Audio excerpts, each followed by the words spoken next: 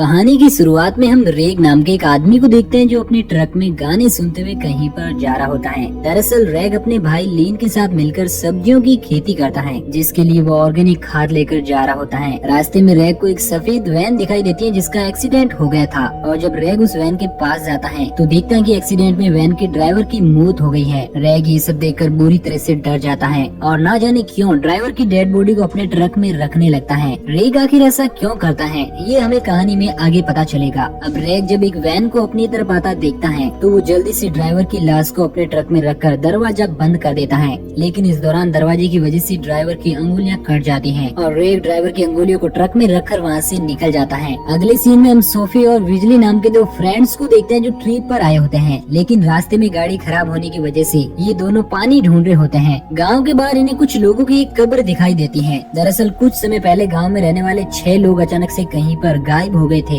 जिनकी याद में गांव वालों ने ये कब्र बनाई है। सोफी बिजली को बताती है कि उसने इन लोगों के बारे में न्यूज़पेपर में पढ़ा था, लेकिन बिजली इन सब बातों पर विश्वास नहीं करता है। अब यहाँ पर नैन्सी नाम की एक ओल्ड लेडी गायब हुए लोगों की कब्र पर उन्हें श्रद्धांजलि देने के लिए आती है, जिसे देखकर ये लोग वहाँ से निकल जाते हैं। वहीं दूसरी तरफ हम जेम्स को देखते हैं जो सोफी का बॉयफ्रेंड होता है और गाड़ी को ठीक करने की कोशिश कर रहा होता है। जेम्स सोफी से बहुत ज्यादा प्यार करता है और वो जल्दी सोफी से शादी करने वाला भी होता है, जिसके लिए उसने एक प्यारी सी रिंग खरीदी होती है, लेकिन उसे ये बात पता नहीं होती है कि सोफी बिजली के साथ उसे चीट कर रही है। अब सोफी और बिजली पानी लेकर जेम्स के पास आ जाते हैं, लेकिन काफी देर तक कोशिश करने के बावजूद भी इनकी कार स्टार्ट नहीं होती है, जिससे ये तीनों काफी परेशान होते हैं। तभी ये देखते हैं कि इनके पास से नैन्सी अपनी कार लेकर गुजरती है, लेकिन वो इनकी मदद करने से साफ साफ मना कर देती है। कुछ समय बाद जब रैग अपनी ट्रक लेकर वहाँ से गुजरता है तो सोफी रैग से लिफ्ट मांगती है। सोफी रैग को बहुत पसंद आती है, लेकिन वो लिफ्ट देने से मना करके वहाँ से आगे निकल जाता है। लेकिन कुछ दूर आगे जाने के बाद वो एक बार फिर से वापस आता है और इन्हें लिफ्ट देने के लिए राजी हो जाता है, क्योंकि उसे सोफी पसंद आ गई होती है। रैग बिजली और जेम्स से कहता है कि वो दोनों गाड़ी के पीछे बैठेंगे और सोफी आगे बैठेगी, और साथ ही वो उनसे ये भी कहता है कि ट्रक के पीछे उसने कंगारू की डेड बॉडी रखी हुई है और वो गाड़ी के अंदर उस आदमी की डेड बॉडी को छुपाने लगता है। अब बिजली और जेम्स जब ट्रक में बैठने के लिए आते हैं तो वहाँ पर उस डेड बॉडी की कटी हुई अंगुलियां होती हैं, लेकिन जेम्स और बिजली अंगुलियों को नहीं देख पाते हैं और रैग उन्हें छुपा देता है। इसके बाद ये लोग ट्रक में बैठकर वहाँ से निकल जाते हैं। सोफी रैग के साथ ट्रक में आगे बैठी होती है और रैग जब सोफी से पूछता है कि जेम्स और बिजली में से उसका बॉयफ्रेंड कौन है, तो सोफी बताती है कि वो दोनों को ही पसंद करती है और अब उसे रैग भी अच्छा लगने लगा है। सोफी रैग को फ्लर्ट करना शुरू कर देती है, क्योंकि सोफी एक कैरेक्टरलेस लड़की होती है, लेकिन रैग सोफी की बातों पर ज्यादा ध्यान नहीं देता है। वहीं दूसरी तरफ ट्रक में पीछे बिजली जेम्स को ड्रग ऑफर करता है, लेकिन जेम्स ड्रग लेने से मना कर देता है, जिसके बाद बिजली खुद ड्रग ले लेता है। कुछ समय बाद इन्हें ट्रक में छिपाई गई लाश के बारे में पता चल जाता है, जिसे देखकर वो दोनों पूरी तरह से हैरान होते हैं और उन्हें कुछ भी समझ नहीं आ रहा होता है कि ये लाश किसकी है। इसके बाद हम सोफी को देखते हैं जो अभी भी रैग के साथ फ्लर्ट कर रही होती है, और जब वो रैग से पूछती है कि क्या उसकी लाइफ में कोई लेडी है, तो रैग सोफी को अपनी आंटी नैन्सी के बारे में बताता है, जिन्हें वो बहुत प्यार करता है। अब अचानक से इन्हें बिजली और जेम्स के चिल्लाने की आवाजें सुनाई देने लगती हैं, जिसके बाद रैग सोफी को ट्रक में ही बैठे रहने के लिए बोलकर बिजली और जेम्स को देखने के लिए ट्रक के पीछे आता है, लेकिन वो उन्हें देखे बिना ही वापस आ जाता है। लेकिन वो सोफी को ऐसा दिखाने की कोशिश करता है कि जैसे उसने ट्रक के पीछे का दरवाजा खोलकर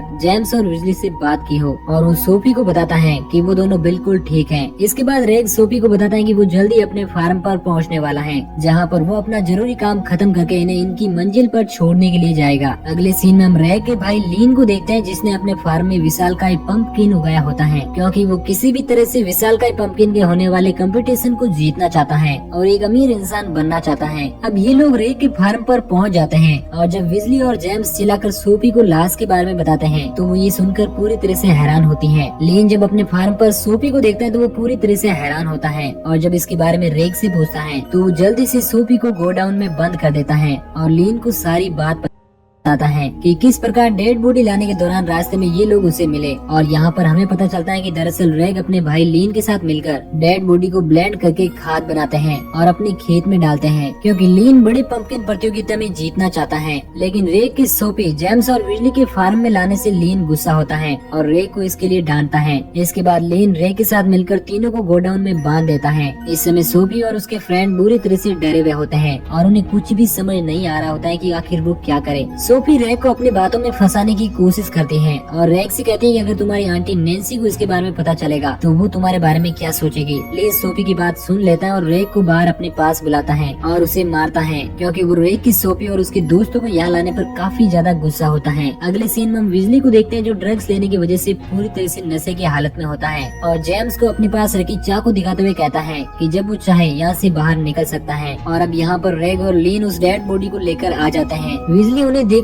जोर जोर से चिल्लाने लगता है लेकिन वो विजली के पास पड़ी चाकू को नहीं देख पाते हैं और लीन अपने छोटे भाई रैग को सभी के मुंह पर टेप लगाने को कहता है। लीन की बात सुनकर रैग सभी के मुंह पर टेप लगा देता है लेकिन वो सोफी के मुंह पर हल्के से टेप लगाता है क्योंकि वो कहीं ना कहीं सोफी को पसंद करता है। इसके बाद रैग और लीन डेड बॉडी को ब्लेंड करने के लिए उसके सारे कपड़े उतारकर उल्टा लटका देते हैं लेकिन इसी दौरान बिजली का चाकू लीन और रैग के सामने आ जाता है मगर इससे पहले कि वो उसे देखते चाकू लीन के पैर से लगकर जेम्स के पास आ जाता है और जब जेम्स चाकू को अपने पैरों के मदद से बिजली की तरफ फेंकता है तो गलती से चाकू बिजली के पैर में धंस जाती है लेकिन इससे बिजली को दर्द नहीं होता है क्योंकि वो इस समय नशे में होता है। अब लीन और रैग जब डेड बॉडी को ब्लेंड करके खाद बनाने वाले ही होते हैं कि तभी वो आदमी होश में आ जाता है क्योंकि वो अभी भी जिंदा होता है। ये देखकर रैग अपने भाई लीन को उस आदमी को छोड़ने के लिए कहता है लेकिन लीन रैग की बात नहीं मानता और उस आदमी को जिंदा ही ब्लेंड कर देता है क्योंकि वो किसी भी तरह इंसानी बॉडी से अपनी खाद को अपने सब्जियों के खेत में डालकर कंपटीशन जीतना चाहता है और अमीर बनना चाहता है।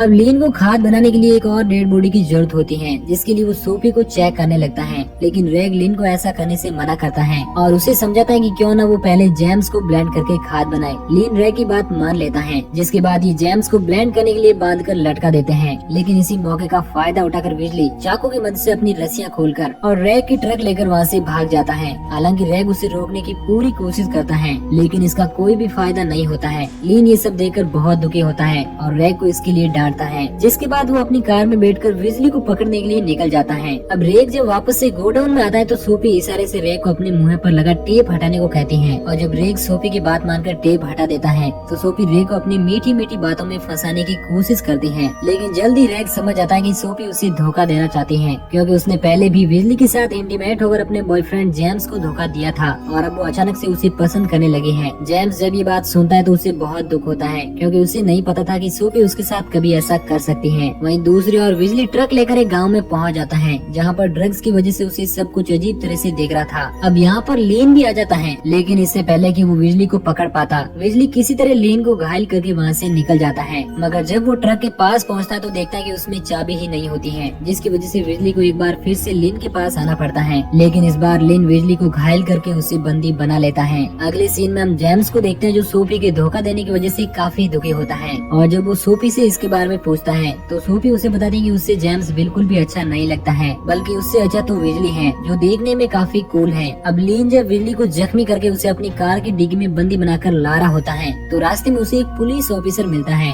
जो कि लीन का ही दोस्त होता है लेकिन उसे लीन के ऊपर शक होता है कि जरूर लीन उससे कुछ छिपा रहा है और जब वो लीन को ऐसे ही सड़क पर अपनी कार से घूमने का कारण पूछता है तो लीन बताता है कि वो तो सिर्फ कंगारुओं की डेड बॉडी ले जा रहा है कि तभी अचानक से पुलिस ऑफिसर को किसी के चिल्लाने की आवाज सुनाई देती है और जब वो लीन से उसके कार का डिग्गी खुलवाता है तो उसमें बिजली होता है। बिजली की खराब हालत देखकर पुलिस ऑफिसर उसे समझाता है कि वो बिजली को बचा लेगा लेकिन वो गलत होता है क्योंकि लीन पुलिस ऑफिसर को शूट करके वहीं पर मार गिराता है। अगली सीन में हम रैग को देखते हैं जो सोफी से अपने मिस बिहेव के लिए माफी मांगता है और सोफी को यकीन दिलाता है कि वो चिंता ना करे वो कैसे भी करके उसे अपने भाई लीन से बचा लेगा और उसे आजाद कर देगा। अब लीन जब बिजली को लेकर वापस आता है तो देखता है कि जिस पंपकिन को उसने इंसानी खाद से बड़ा किया है वो टूटा हुआ होता है जिससे लीन को बहुत तेज गुस्सा आता है और तभी वहाँ पर रैग आ जाता है जो लीन से कहता है कि उसी ने पंपकिन को तोड़ा है जिस बात पर गुस्सा होकर लीन रैग को बहुत ही बुरी तरह से मारता है और कार के पास लाकर उसे कार की डिग्गी खोलने के लिए कहता है।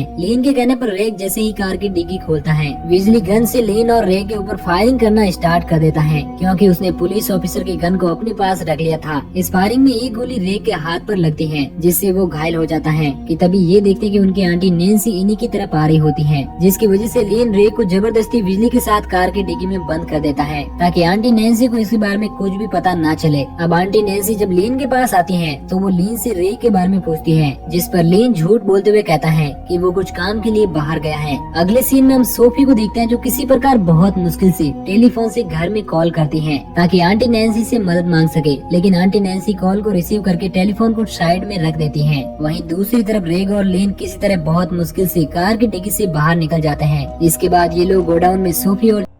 जेम्स को छुड़ाने के लिए जाते हैं, लेकिन जैसे ही जेम्स आजाद होता है वो विजली के ऊपर हमला कर देता है, क्योंकि विजली ने उससे धोखा देकर सोफी के साथ अफेयर किया था। विजली और जेम्स को लड़ता देखकर रैग उन्हें समझाता है कि वो ऐसा ना करे, क्योंकि ये समय लड़ने का नहीं बल्कि लीन से बचकर भागने का होता है। रैग की बात सुनकर विजली और जेम्स आपस में लड़ना बंद कर देते हैं और रैग लीन को मारने के लिए घर के अंदर जाता है। लेकिन जैसे ही वो घर के अंदर आता है तो वो अंदर का सीन देखकर पूरी तरह से हैरान होता है, क्योंकि लीन आंटी नैन्सी के साथ इंटीमेट हो रहा होता है। अब विजली जब आंटी नैन्सी को कटा हुआ हाथ ले जाते हुए देखता है तो वो उस डॉग का पीछा करते हुए घर के अंदर आ जाता है। जैसे ही घर के अंदर लीन विजली को देखता है तो वो उसे शूट करके वहीं पर मार गिराता है। अब रैग जब लीन से पूछता है कि वो आंटी नैन्सी के साथ क्या कर रहा था तो लीन कोई भी जवाब नहीं देता है और अब इन दोनों के बीच में आर्गुमेंट होना शुरू हो जाता है। आंटी नैन्सी इन्हें छुड़ाने की कोशिश भी करती है, लेकिन इसका कोई भी फायदा नहीं होता है और लीन आंटी नैन्सी को शूट करके वहीं पर मार गिराता है। और इससे पहले कि वो रैग को मारता, रैग किसी तरह बहुत मुश्किल से लीन को नीचे गिराकर वहाँ से भागने लगता है। अब रैग जब भागते हुए गोडाउन में आता है तो देखता है कि वहाँ पर सोफी और जेम्स नहीं होते हैं और अगले ही पर लीन रैग के ऊपर अटैक करके उसे भी बेहोश कर देता है। रैग को जब होश आता है तो वो खुद को उल्टा लटका पाता है, क्योंकि अब लीन रैग को ही ब्लेंड करके उसकी खाद बनाना चाहता है। रैग ये सब देखकर लीन से कहता है कि आखिर वो उसके साथ ऐसा कैसे कर सकता है। इस पर लीन रैग से कहता है कि वो कंपटीशन जीतने के लिए कुछ भी कर सकता है। अब इससे पहले कि लीन रैग को ब्लेंड करता, वहाँ पर सोफी आ जाती है जो लीन पर गन तान देती है। लीन ये देखकर डर जाता है और इसी मौके का फायदा उठाकर रैग पीछे से लीन को धक्का देकर ब्लेंड मशीन में गिरा देता है, जिससे लीन मारा जाता है। लीन के मरने के बाद रैग रिंग निकालकर सोफी को प्रपोज करता है। सोफी भी रैग के प्रपोजल को एक्सेप्ट कर लेती है। वहीं दूसरी तरफ हम जेम्स को देखते हैं जो अपनी जान बचाकर वहाँ से भाग गया होता है और हाईवे के किनारे लिफ्ट मांग रहा होता है, लेकिन वो आदमी जेम्स को लिफ्ट देने के बजाय उसे कुचल कर वहाँ से निकल जाता है,